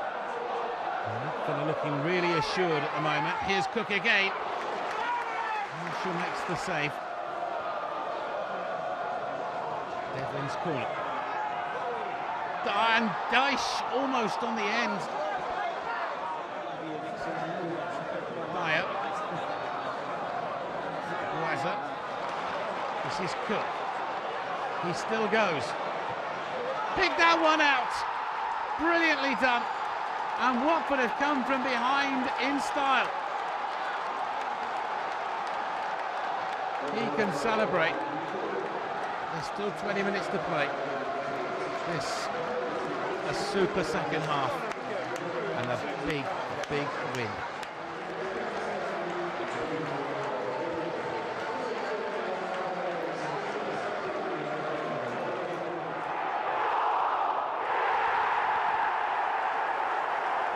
You know, I think against Norwich they're a good team, but in the end we could have nicked a draw. I think Bruce hit the post from 2 yards, and you know, a draw there would have been a good result. But like I say, they're a Premiership team now, and we could have got a result against them. Good run by Cooper. He's done well. Mackenzie and Francis.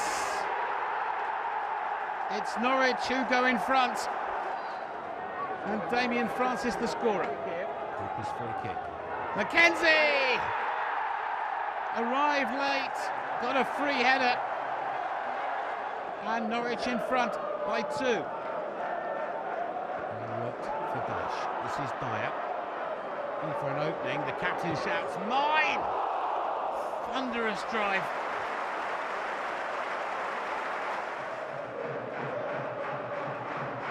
Baird's throw. Cox. And the touch was by Blizzard, and the youngster scores on his debut. Devlin. Fitzgerald across his dial. He's hit the woodwork. Would you believe it? Right the way across, a peach of a ball in.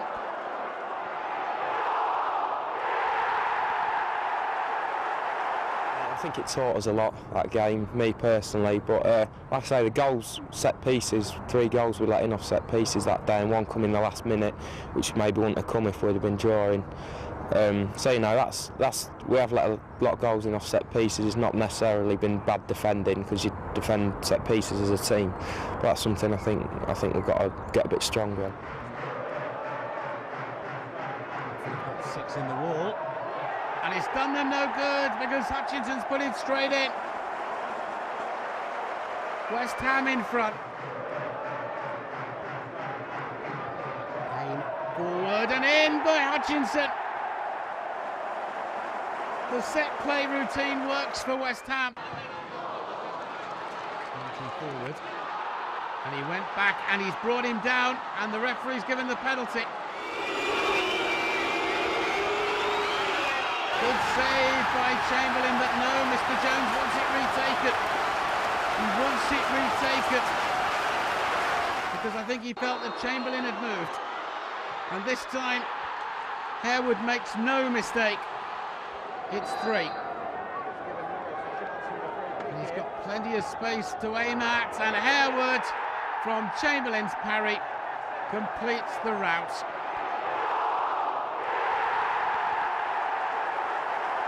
I was reading the paper this morning. Steve Coppell said they didn't perform very well, but I think we got on top of them and made them play that way. I think everyone performed well yesterday. Ashley Young especially, who came on, had a terrific game.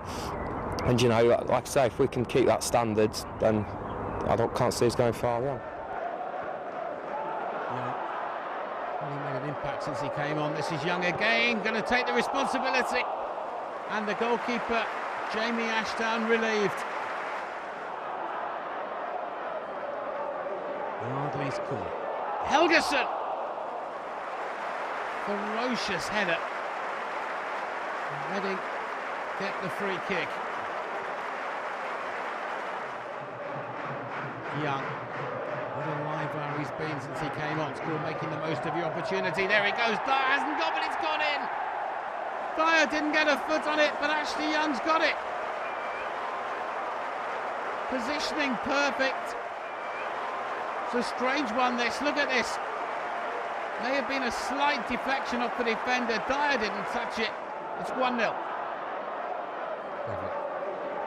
This is Hyde. And Dyer, good save by Ashdown.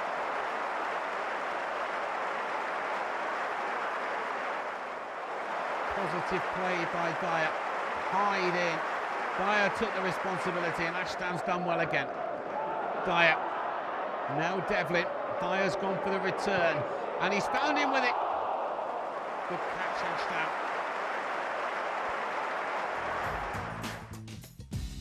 So after a season of trial, adversity, hope and despair, Watford finished 16th on 57 points.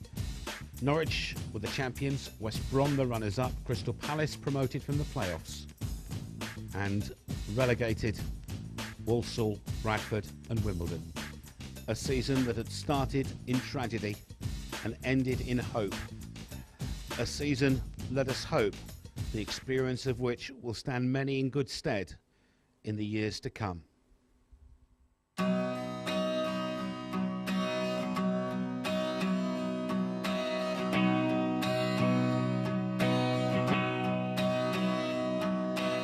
We managed to speak to his Jimmy's dad, and he told us that we had to pull our ideas up and get on with it really, and start winning games, because Jimmy would be sat up there looking down as disappointed the way we were performing. And after that, we got back after I spoke to Jimmy's dad, and we had a meeting with all the lads, and we kicked on from there really.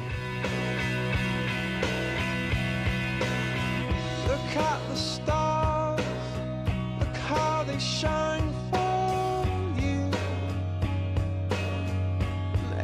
Said before is that, you know, if there's a lot of good feeling when you walk out on the pitch, and you can feel that makes you play better. I came along, I wrote a song for you, and all the things you do. Might go all the way himself. Mann in the end wide. Cook can redeem himself here, and in the end it's got in. Lee Cook it is.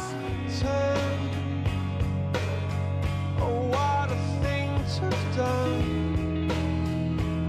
I've been making the box quite a bit, and to score your first goal on Sky Telly against Chelsea at home, you can't ask for no better than that.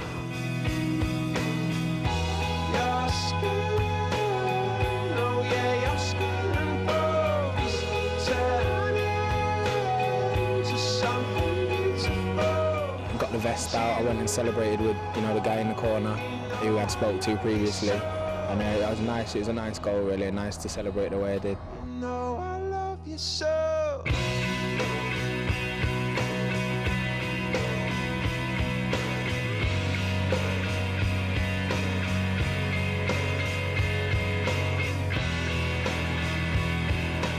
I think across the country there's not many players that firstly go in for that header as strongly as he did, but secondly to win it and put it in the back of the net. Personally, for me, that's an outstanding goal, truly outstanding goal.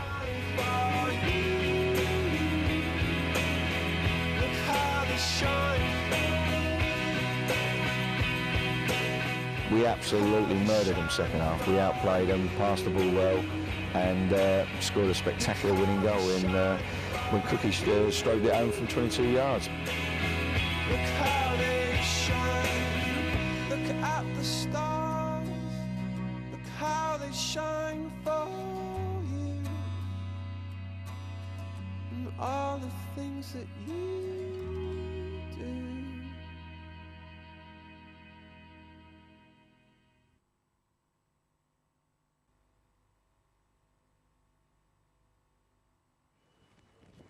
See you later, chap.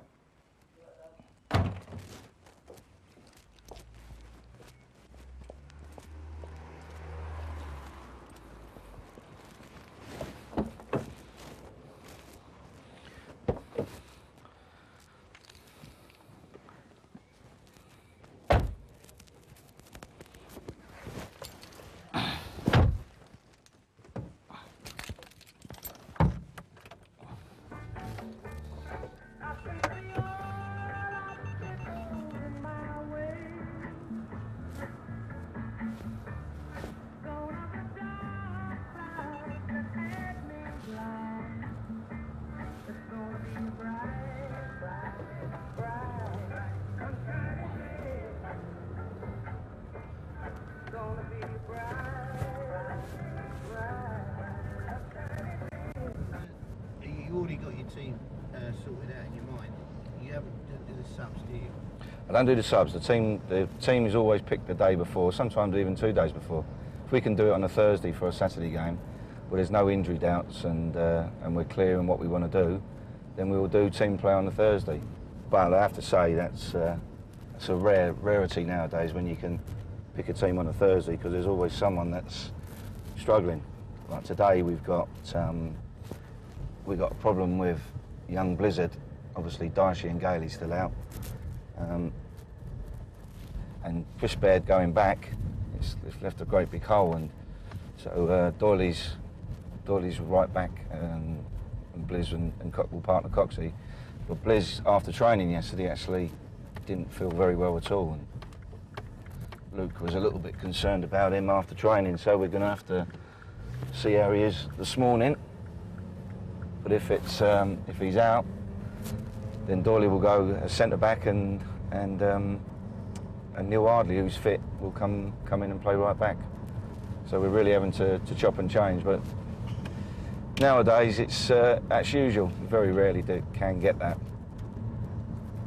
team picked by a Thursday. So it's very unusual. There's always lots of pros milling around. Every pro has to come along, don't they? Even though you name a sort of 18 squad. Yeah, usually 18. Today it's actually 17 because we're so low on the numbers. That's basically everyone that's fit is in the squad, and the rest of the pros have to report to Nigel Gibbs, and a couple of them go over the other side. A couple, or one that at least does the hospital radio. I think that's Jack Smith today doing that. So yeah, everyone has to report and be there, which is right, because it's their club. They should be supporting even if they're not playing. We did have last year, we were going to the hotel for pre-match meals. Players didn't like that because they were sitting around for so long. I mean, you have to eat 3 hours before you play, which consequently meant that we were having pre-match meals around about 11:45, and by 12:15 they were twiddling their thumbs. Now, some players like that, some players find that nerve-wracking and don't like it, and the majority of our players certainly didn't like it last year. So we changed it. So basically they report for 1:30 for a 3 o'clock kickoff. The one thing I always do leave, I very rarely name the subs. That's just to make sure that everyone in the squad comes prepared to play. If we'd named the team and subs, if the players know they're not sub, they might be tempted to nip out on a Friday night when otherwise they wouldn't. So we leave that spare so everyone comes in prepared to play. 1:30 I just basically go in, make sure everyone's okay, name the subs, and then leave them, get out the dressing room, leave it to them then to get changed and get their strap-ins and do what they want to do. All players have their own routines. They all, some like to have a little chat, some like to sit in the corner and do their own thing. They're all different, so we let them do what they want. 2 o'clock, if we're going to have a meeting, we have a meeting at 2 o'clock. If we need to say anything, to emphasise something or do something, something's happened, we have to have a change of personnel, that's when we do it at 2 o'clock. Probably won't do that today, leave it at 2 o'clock. Boys go out at 2:20 for the warm-up, come back in, and then it's just the final reminders, little team talk for me before they go out, and hopefully we come back in at 4:45 with 3 points. The worst thing is that you think about it and you know who you'd like, but you can't physically add to the wage bill until you've taken off. So you get to the end, and what basically happens is if you've got 10 players out of contract and the combined total of them 10 contracts is £1 million, then they are taken out as if everyone has gone. And the chairman will say to me, you have got £250,000 to reinvest. So that's either on new players or renegotiating with the players at the end of their contract. And it's that, with 250,000, for example, you've now got to prioritise, because if you go to a player and say, well, he is your priority, and you say, well, I want you to sign and I'm going to offer you £50,000, and he says, well, no, I think I know I've got offers from other people, and they want I can get 100. It's your decision then whether you go and make him that offer of 100, which would affect other players, because now you've only got 150,000 left, and that's going to not go very far. Plus, you've had, at the same time, you may have been interested in a player or a couple of players that you know are getting at the end of their contract with other clubs that you'd like to make an offer to, and suddenly the pot becomes smaller, and it's just prioritising. But it's difficult because players very rarely want to give you an instant decision, and it's that wait. Whereas, you know, if you make someone an offer and they say, well, yeah, it sounds okay, but you know, give me a little while to think about it, and then after a couple of weeks they come back and say, look, I'm sorry, but it's, you know, I'm going elsewhere, you may have missed out on a player or two that you would otherwise have made an offer to them for. But you couldn't, knowing that there was a good possibility that you were going to sign, you know, your first option anyway. So it's very, very difficult. And there's a lot of people that, you know, you just go in and you make phone calls to players and say, look, I might be interested. This is what we're talking about, roughly, money-wise. But that's how it is. Everyone's got these, you know, everyone's having phone calls and making tentative offers for players and just finding out if they're interested without really knowing if you can actually go ahead and do it.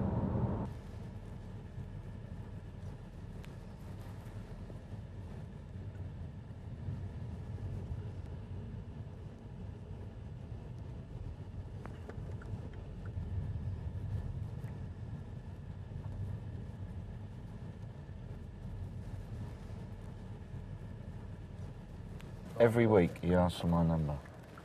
Fucking donut. I suppose so. He's just said it's all right, Rich. Well, he ain't got a clue who you are. Oh, he hasn't, no. Every week. Every single week. And is there someone else? No. We've got a result.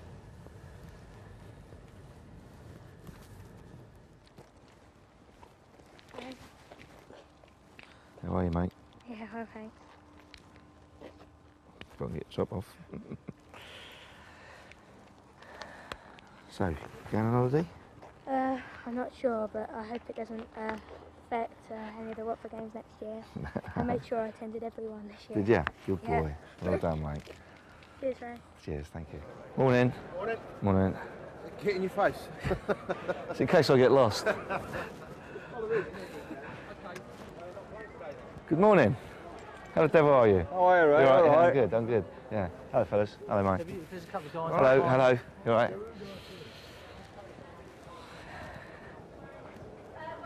Woody, how are you, mate? You all right?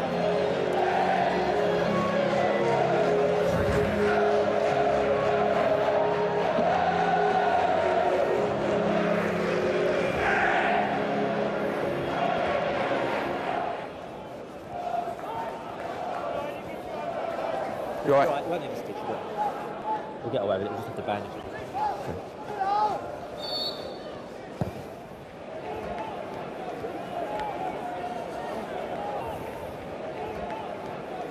Go, Sage. I just need something to wash my hands. Can you Try it. Terry, put your look. It's always good, isn't it? I'm going to look terrible without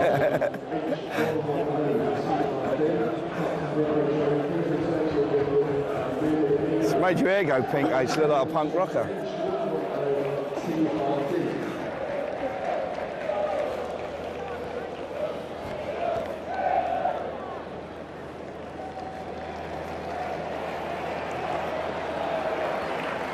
Hey, ref, can we get him on? Can we get him on? Ref!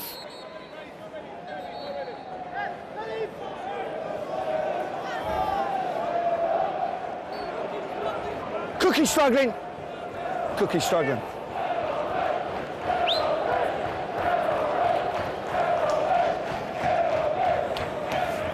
Options are Paolo. That's all good. Sorry, Rangers, just give Ash a go. Yeah? Might as well. Yeah, I'll I'd go with him above Carl.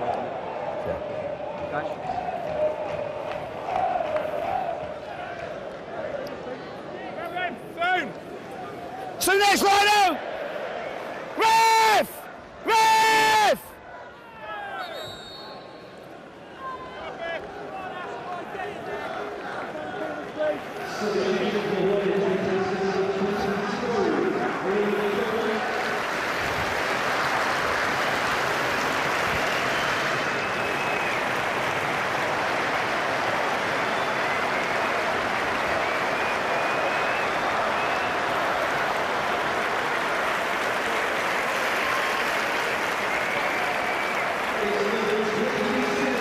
What you done?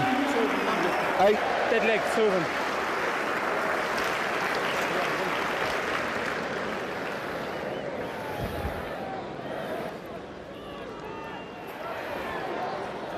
Go, Paul!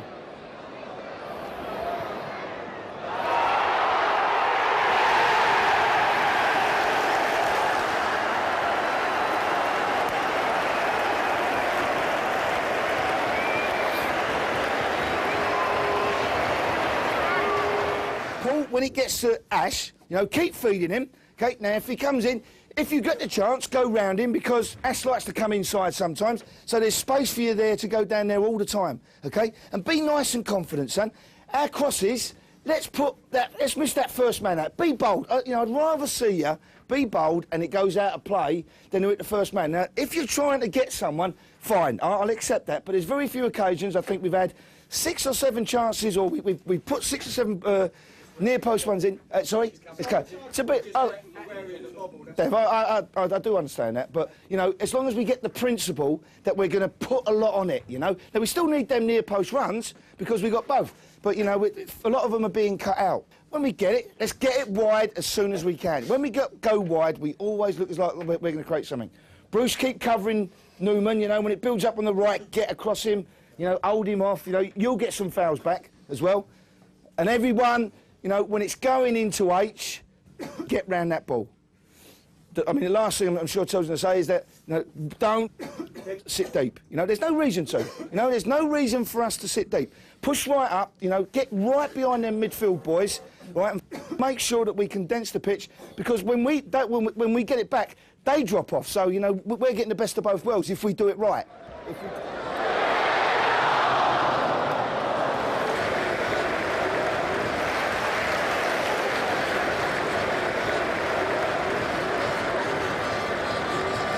Let's go long! Let's go long!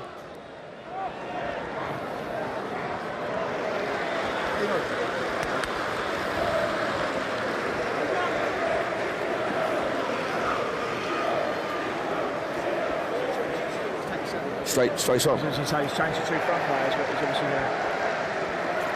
Morgan, I gather, plays wide right. Yeah, by the looks of it. The Moose right front.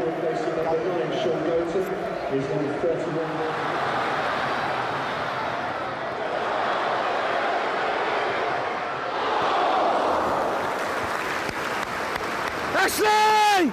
Gavin! Fantastic, eh? Brilliant, you two! Let's kill it! Let's kill it! Kev!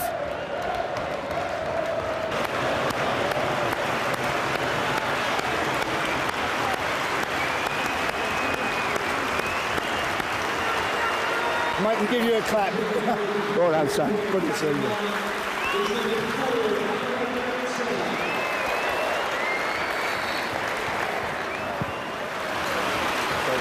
That's over for another year, right?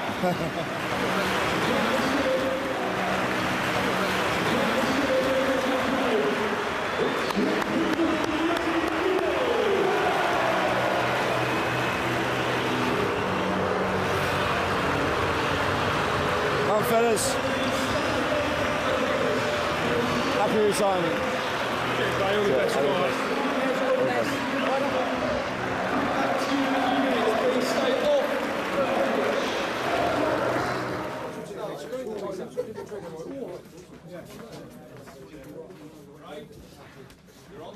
Okay. Okay, mate. Come on in, boys. Let's go. Go and do your bit, fellas. Everyone out there, even the boys that didn't play, let's go out. Come on, lads. Some tops to the boys.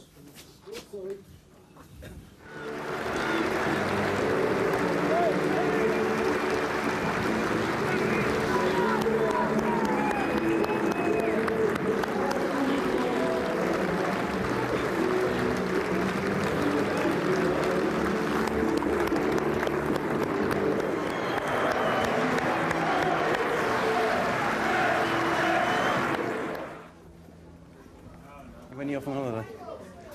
Not to the 19th of June. Yeah. I'll be about. Everyone's off now, are they? They're going straight off. Or you're We're getting in tomorrow, and then the under-21s are in to the 21st of May. Right.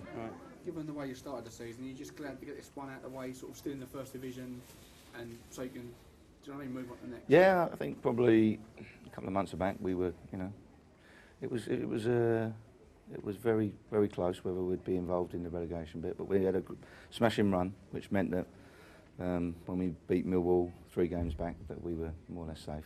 So we've been really pleased. It's been a tough season for the lads for lots of different reasons, but the one thing I've been pleased with is that we've never showed a lack of character. We've kept going. There's only a couple of games where I've been slightly disappointed in the attitude, but most of the time they've been spot on. And if we've been beaten, we've mostly been beaten because we weren't the better sides, and not because their attitude was bad. So it's all I can ask for. They've been excellent, the players. And actually young.